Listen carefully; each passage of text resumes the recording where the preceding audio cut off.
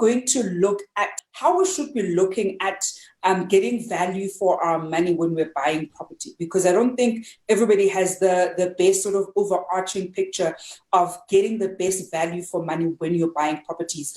So I think for overview on what you have to look at before you buy a property, and to me, I go back to the basics again, and I think I've said this several times on this show, is the numbers, right?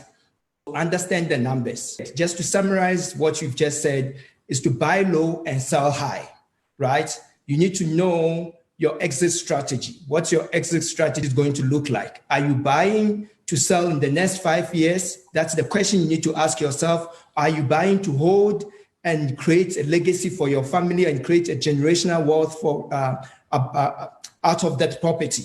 And if you're going to do that, then I think the exit strategy, you still need to have an exit strategy. And to me, my exit strategy, because I use the latter, the exit strategy has always been getting the bank to finance my deal.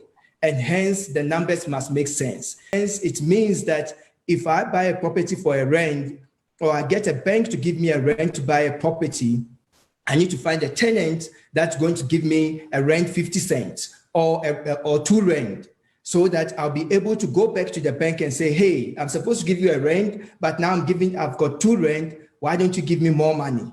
And that's what the bank look for. Bank likes to back people like us. And I think that's where the mindset needs to be right. I think that's where we need to start. What will you advise a person who wants to take a loan and buy land where he or she can build rental rooms, especially in townships? Okay, so whichever the strategy is, it's good. You must always have one thing in mind. If you're going to be building, for sure, people think that building is easy. It's not that easy. So it's not that easy. So the numbers must make sense. You need to make sure that you've got the right team.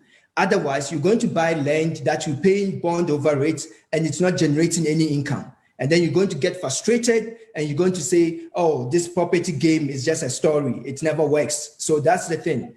My advice is that if that person is a newbie, play this game like the game of Monopoly, right? So get one house that's an income, or get a property that's got a sizable space at the back and buy so that immediately you can generate rental income. But if you've got the money available, or if the bank is going to give you that money, then why not? By the way, the bank actually, when you're going to buy land, they give 40 to 60%. So you always at a disadvantage when you're just going to buy land to develop. But if you buy the land cash, then you can go all the way to 70%. They never give you 100% on improvement finance. So those are the things that people need to consider.